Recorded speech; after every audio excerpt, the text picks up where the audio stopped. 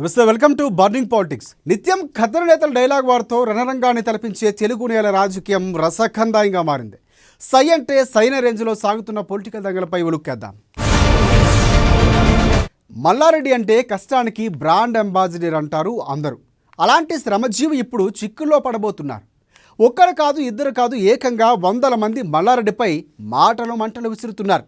హస్తం అధికారంలోకి రాగానే ఈ మేడ్చల్ ఎమ్మెల్యేలో అక్రమాల పుట్ట కదులుతోంది. ప్రజలే రోడ్డుపైకి వచ్చి మాకు న్యాయం చేయండి మొర్రో అంటూ మొరపెట్టుకుంటున్నారు. ఈ ఆరోపణ ఒక్క మల్లారెడ్డికే కాదండోయ్, మరో బీఆర్ఎస్ ఎమ్మెల్యేపై కూడా కబ్జా ఆరోపణలు మూటగట్టుకుంటున్నారు.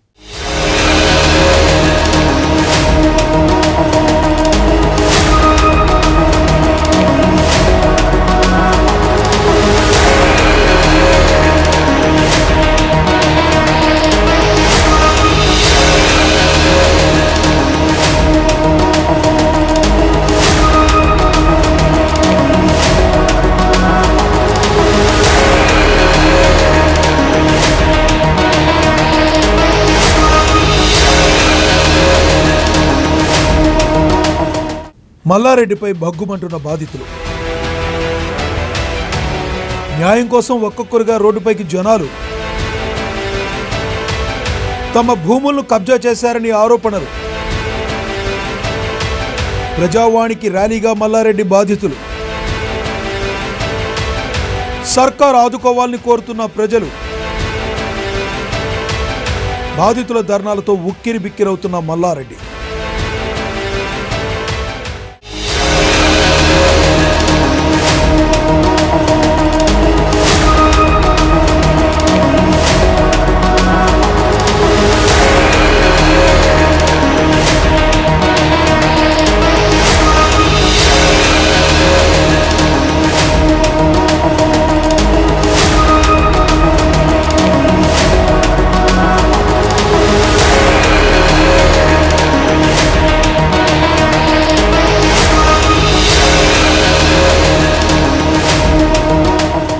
పాలమ్మిన పూలమ్మిన కష్టపడిన ఫేమస్ అయిన ఈ డైలాగ్ వినగానే అందరికీ ఠక్కున గుర్తుకొస్తారు మేడ్చల్ ఎమ్మెల్యే చామకూర మల్లారెడ్డి.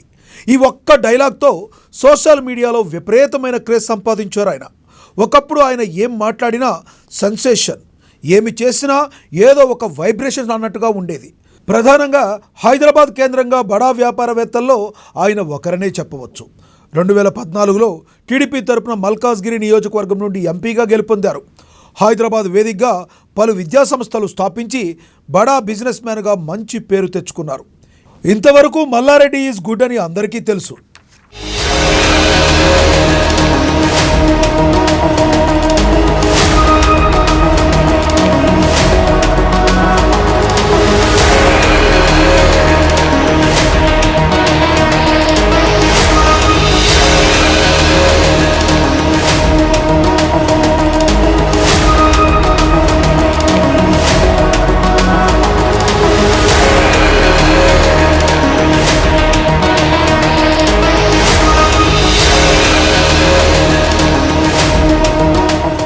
బీఆర్ఎస్ అధికారంలో ఉండగా ఈ మేడ్చల్ ఎమ్మెల్యే భూలీలలు అస్సలు బయటకు వచ్చేవి కావు. ఇప్పుడు హస్తం అధికారంలోకి రావడంతో తెలంగాణలో ప్రజాప్రతినిధుల భూభాగోతాలు ఒక్కొక్కటిగా వెలుగులోకి వస్తున్నాయి. పలువురు ప్రజాప్రతినిధులు అధికార అంగబలాన్ని అడ్డుపెట్టుకుని తన భూములు లాక్కుంటున్నారంటూ బాధితులు గోడు వెళ్లబోసుకుంటూ ముందుకొస్తున్నారు. తాజాగా మాజీ మంత్రి మల్లారెడ్డి తమ భూములు కబ్జా చేశారని ప్రజావాణిలో తమ సమస్య చెప్పుకునేందుకు వచ్చారు. మేడ్చల్ జిల్లా గుండ్లపోచమ్మపల్లికి చెందిన దాదాపు 600 మంది బాధితులు పెద్ద ఎత్తున తరలివచ్చారు. మల్లారెడ్డిపై తక్షణ చర్యలు తీసుకోవాలంటూ ముఖ్యమంత్రి కార్యాలయంలో మొరపెట్టుకున్నారు.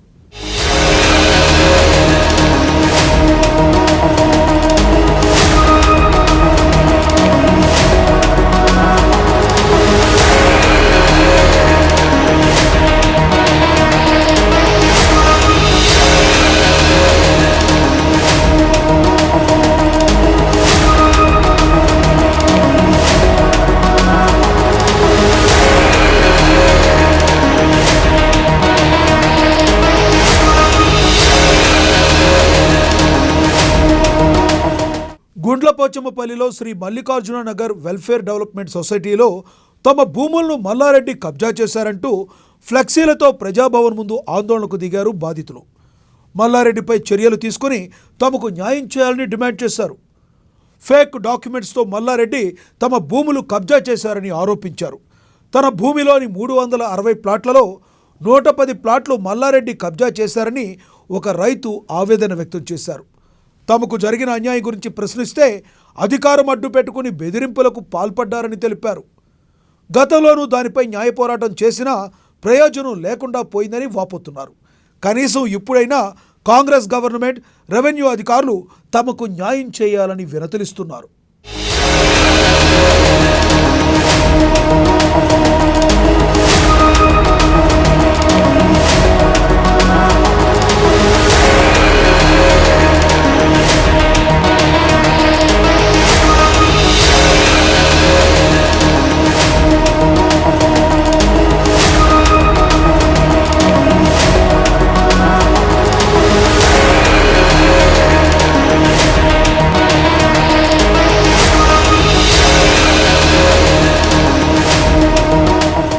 మరోవైపు బీఆర్ఎస్ ఎమ్మెల్యే దానం నాగేందర్ తమ భూములు కబ్జా చేశారని బేగంపేట బస్తీ వాసులు ప్రజాభవన్ వద్ద ఆందోళన చేపట్టారు. బాధితులను ఆందోళనను దానం నాగేందర్ అనుచరుడు నాగరాజు సెల్ ఫోన్లో వీడియో తీశాడు. దాన్ని చూసిన బాధితులు అతనిపైకి దాడికి దిగారు. బేగంపేట ప్రకాష్ నగర్ ఎక్స్టెన్షన్లో ఉంటున్న ఇళ్లు కబ్జా చేసి స్థానికులను భయభ్రాంతులకు గురి చేస్తున్నారని బస్తీ వాసులు ఆవేదన వ్యక్తం చేశారు. ఈ సమస్యపై అక్కడికి వెళ్ళినా తమ సమస్య పరిష్కారం కావడం లేదంటూ తమ గోడును వెళ్లబోసుకుంటున్నారు. ఇళ్ల దగ్గర రౌడీ షీటర్లను పెట్టి భయపెడుతున్నారని బాధితులు వాపోయారు.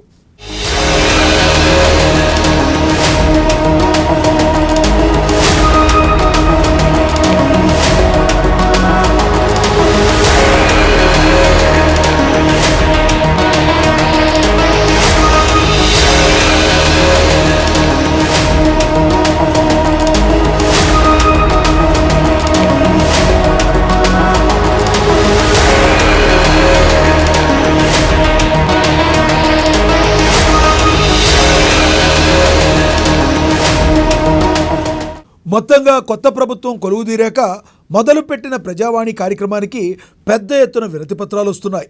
అందులో భూ వివాదాలే ఎక్కువ సంఖ్యలో ఉంటున్నాయి. ఈ భూములు కబ్జాలు చేసింది మాత్రం బీఆర్ఎస్ లీడర్లేనని ప్రజాభవన్కు ర్యాలీగా రావడం గమనార్హం.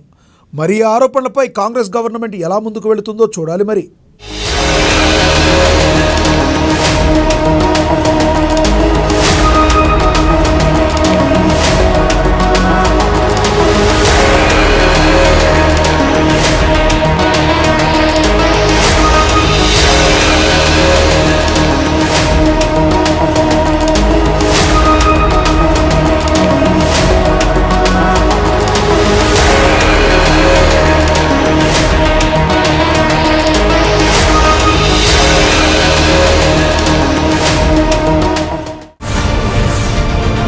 తెలంగాణ అసెంబ్లీ ఎన్నికల్లో సత్తా చాటిన కాంగ్రెస్ ఇప్పుడు పార్లమెంట్ ఎన్నికలపై కాంగ్రెస్ ఫోకస్ పెట్టింది.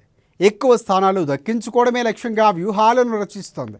ఈ క్రమంలో సిపిఐ సైతం ఆసరా కావాలని భావిస్తోంది.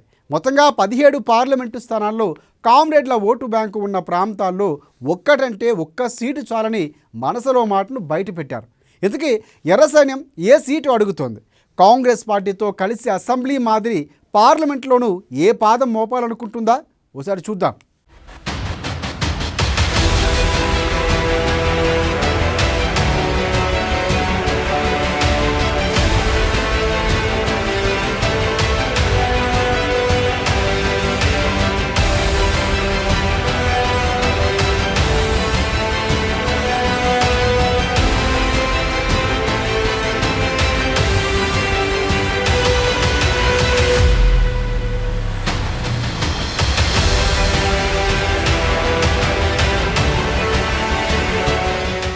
పార్లమెంట్ ఎన్నికలపై ప్రధాన పార్టీల ఫోకస్.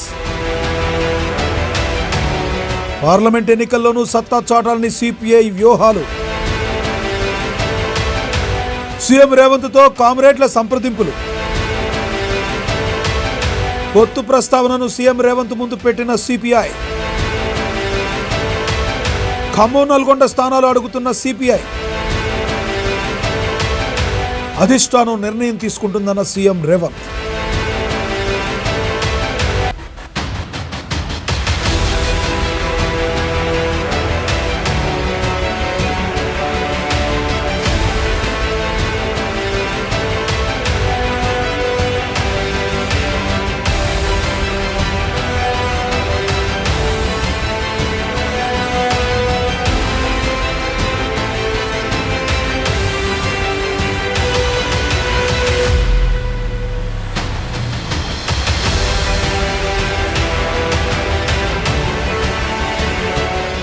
తెలంగాణ అసెంబ్లీ ఎన్నికలు ముగిసి నయా సర్కార్ పాలన పట్టాలెక్కింది.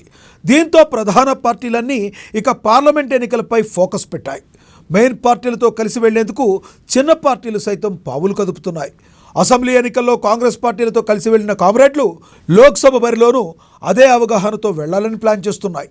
ఒక్క ఎంపీ సీట్ ఇవ్వండి, మళ్లీ ఎరగదిద్దామంటూ సీఎం రేవంత్ రెడ్డితో సిపిఐ నేతలు సంప్రదింపులు జరుపుతున్నట్లు తెలుస్తుంది. ఇప్పటికే ఎమ్మెల్యే సాంబశివరావు సైతం ఈ ప్రతిపాదనను హస్తం ముందు పెట్టారు.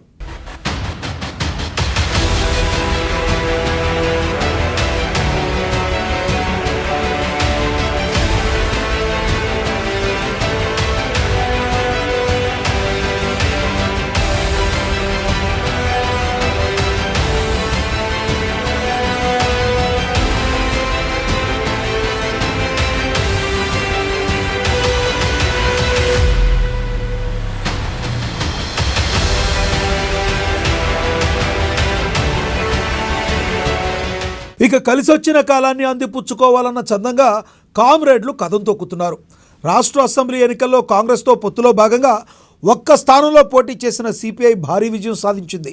దీంతో అదే ఊపులో అదే పొత్తులో పార్లమెంట్ ఎన్నికల్లోనూ సత్తా చాటాలని సిపిఐ నేతలు భావిస్తున్నారు. అన్ని పార్టీలు లోక్సభ ఎన్నికలపై సమాయత్తం అవుతున్న వేళ కామ్రేడ్లు కూడా పక్కా ప్లాన్తో ముందుకు వెళుతున్నారు. జాతీయ స్థాయిలో ఇండియా కూటమిలో ఉన్న సిపిఐ తెలంగాణలో అదే పంథా కొనసాగిస్తున్నారు. తెలంగాణ అసెంబ్లీ ఎన్నికల్లో కాంగ్రెస్తో కలిసి వెళ్ళినట్లు పార్లమెంట్ ఎన్నికల్లోనూ తెలంగాణ పొత్తుతో పోటీ చేస్తే ఫలితాలు మెరుగ్గా ఉంటాయని భావిస్తున్నారట.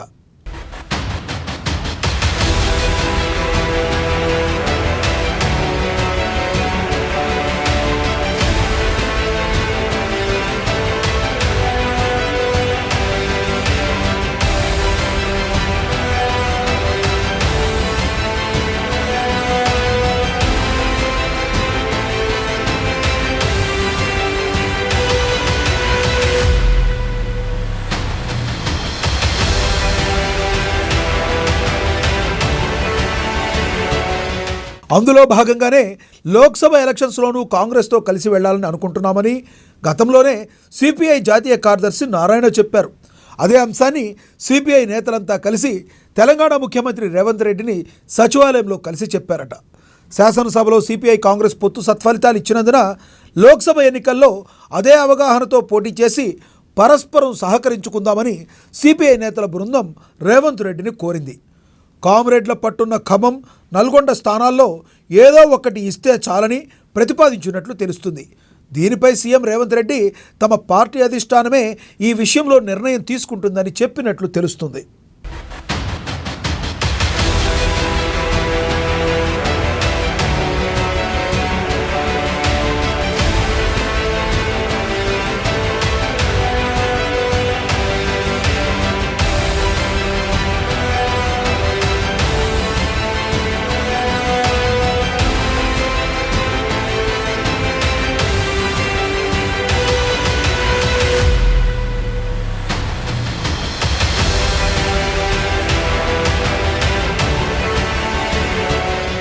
ఇక సిపిఐ ఉమ్మడి నల్గొండ, ఖమ్మం జిల్లాల్లో తమ ప్రాబల్యాన్ని చాటింది. దీంతో ఆయా జిల్లాలలోనే లోక్సభ స్థానాల్లో తమకు అవకాశం ఇస్తే కాంగ్రెస్ అవగాహనతో గెలిచి తీరుతామని కామ్రేడ్లు చెబుతున్నారు. ఖమ్మం లోక్సభ స్థానం నుంచి గతంలో పోటీ చేసిన సిపిఐ జాతీయ కార్యదర్శి నారాయణ మరోసారి ఆ సీట్ను ఆశిస్తున్నట్లు తెలుస్తుంది. ఖమ్మం లోక్సభ స్థానం సిపిఐకి కేటాయించి గెలిచేందుకు సహకరించాలని కాంగ్రెస్కు సిపిఐ నేతల బృందం విన్నవించింది. అది కుదరకపోతే నల్గొండ స్థానమైనా ఇవ్వాలని కోరినట్లు తెలుస్తుంది. 2014లో ఖమ్మం నుంచి పోటీ చేసి ఓడిపోయిన నారాయణ కాంగ్రెస్ కమ్యూనిస్టుల పొత్తుతో ఈసారి గట్టెక్కొచ్చని భావిస్తున్నారు.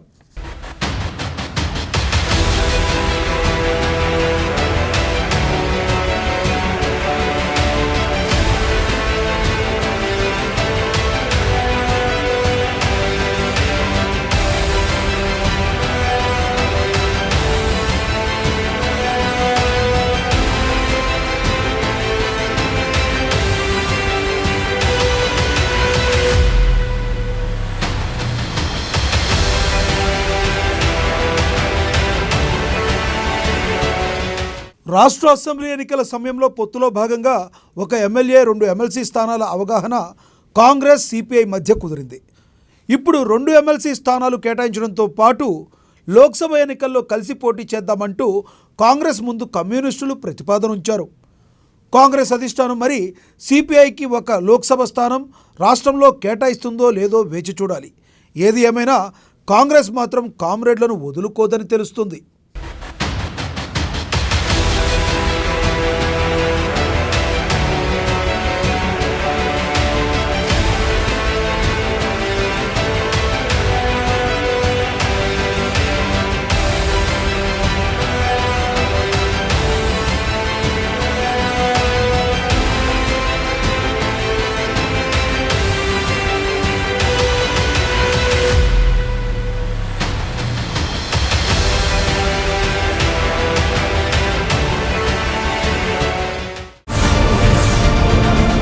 ఏపీ నేతలు ఎన్నికలు తరుముతున్నాయి. సమయం లేదు మిత్రం అన్న సినిమా డైలాగు విన్నాం కదా. ఇప్పుడు ఏపీ రాజకీయ పార్టీలో ఇదే పరిస్థితి నెలకొంది. వీలైనంత త్వరగా గెలుపు గుర్రాలు సిద్ధం చేసుకోవాలన్న ఆతృత అధికార విపక్ష పార్టీలో కనిపిస్తుంది. ముఖ్యంగా ఈ విషయంలో అధికార పార్టీ ఒక అడుగు ముందే ఉంది. వైసీపీలో అభ్యర్థుల ఎంపిక శరవేగంగా జరుగుతోంది. ఇప్పటికే 2 దఫాలుగా కసరత్తులు చేస్తున్న వైసీపీ బాస్ 3వ జాబితాపై మరింత కఠినంగా కసరత్తు చేస్తున్నట్లుగా తెలుస్తోంది.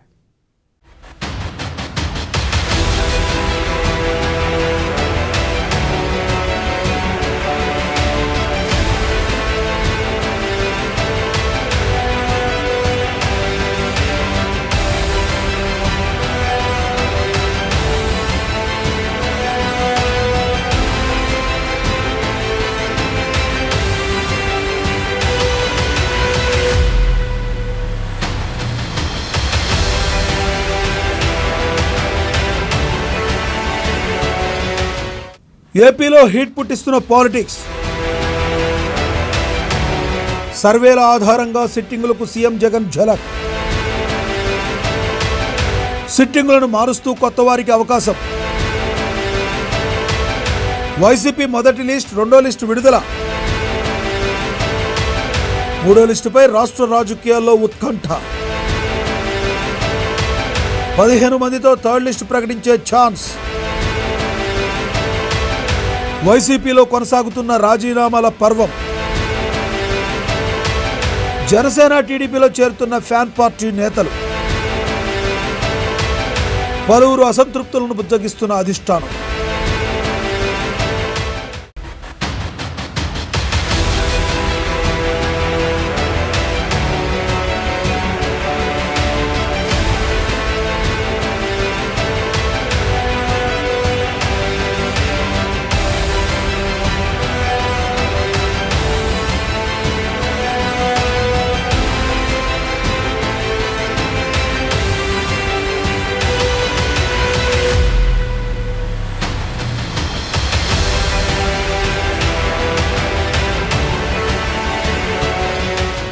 మరికొన్ని నెలల్లో ఆంధ్రప్రదేశ్లో అసెంబ్లీ ఎన్నికలు జరగనున్నాయి.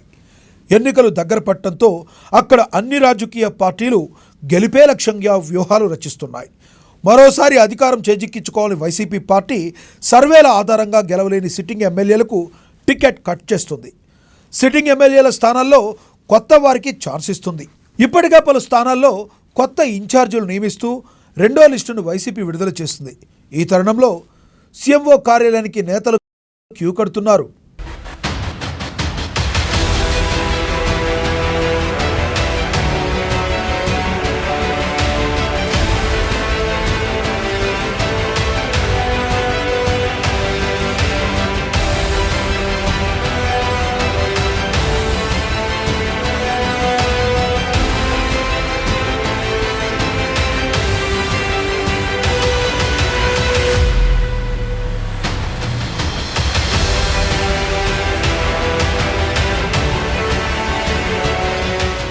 సీఎం జగన్ వచ్చే ఎన్నికల్లో గెలవాలని డిసైడ్ అయ్యారు. అధికారం కోల్పోవద్దనే ఆలోచనతో గెలిచే అవకాశం లేని సిట్టింగ్ ఎమ్మెల్యేలను మారుస్తూ కొత్త వారికి అవకాశం కల్పిస్తున్నారు జగన్. ఇటీవల మొదటి లిస్ట్, 2వ లిస్టును వైసీపీ విడుదల చేస్తుంది. 2024 ఎన్నికల టీంపై సీఎం జగన్ కసరత్తు చేస్తున్నారు. నియోజకవర్గ అభ్యర్థుల మార్పు ప్రక్రియ కొనసాగుతుంది. తాజాగా 3వ లిస్టుపై రాష్ట్ర రాజకీయాల్లో ఉత్కంఠ నెలకొంది. మరో 2-3 రోజుల్లో 3వ లిస్టు కూడా విడుదల కానున్నట్లు సమాచారం.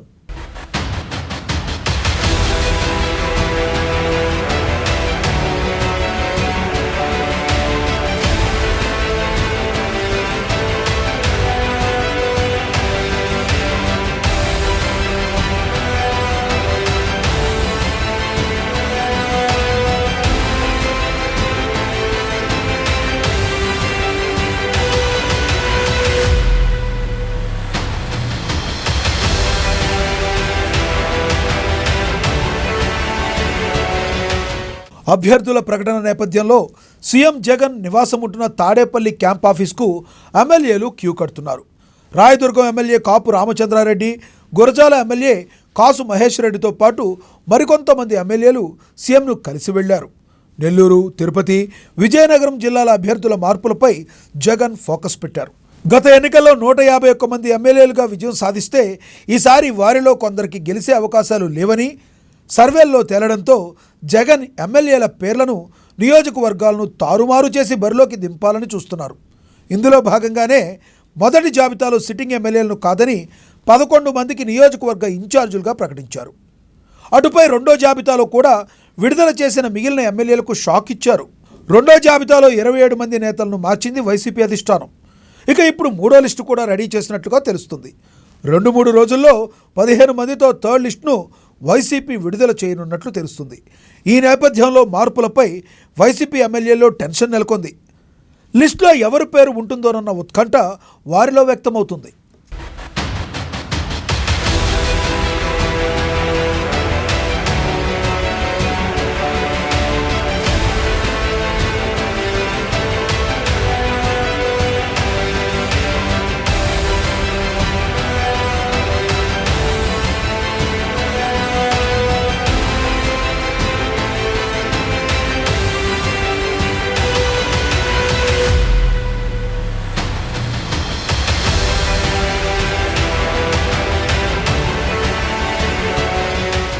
మరోవైపు వైసీపీలో రాజీనామాల పర్వం ఇంకా కొనసాగుతూనే ఉంది. వచ్చే ఎన్నికల్లో అభ్యర్థుల మార్పులపై కొందరు వైసీపీ సిట్టింగ్ ఎమ్మెల్యేలు సీఎం జగన్ పట్ల అసంతృప్తి వ్యక్తం చేస్తున్నారు. ఇప్పటికే టికెట్ దక్కని వారు, దక్కే అవకాశం లేని కొందరు నేతలు వైసీపీకి రాజీనామా చేసి జనసేన, టీడీపీలో చేరిపోయారు. మరికొందరు ఏర్పాట్లు చేసుకుంటున్నారు. అయితే మొదటి లిస్టు రాగానే కొందరు, రెండో లిస్టులో పేర్లు లేని మరికొందరు నేతలు వైసీపీకి రాజీనామా చేసి వేరే పార్టీల్లో చేరారు. అయితే ఇప్పుడు మూడో లిస్టు వస్తున్న నేపథ్యంలో ఎవరికి టికెట్ వస్తుందని ఉత్కంఠ నెలకొనగా, ఎవరు పార్టీకి రాజీనామా చేస్తారు అనే దానిపై కూడా రాష్ట్ర రాజకీయాల్లో చర్చ జరుగుతుంది.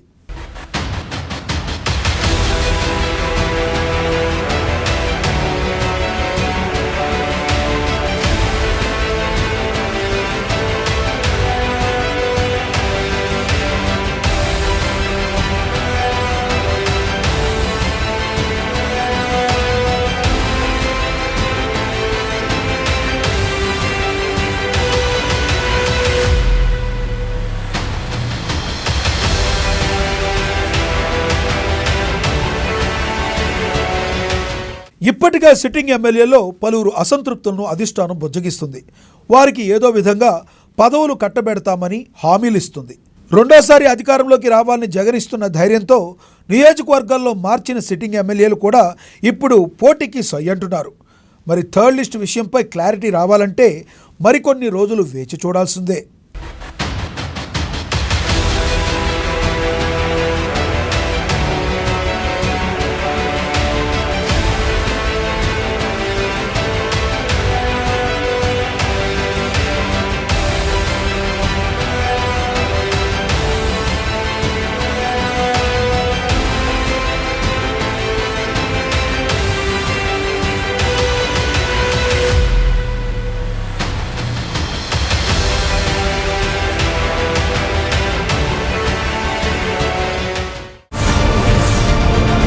ఇది వాళ్ళ బర్నింగ్ పాలిటిక్స్. మరిన్ని రాజకీయ విశేషాలను రేపటి బర్నింగ్ పాలిటిక్స్లో తెలుసుకుందాం.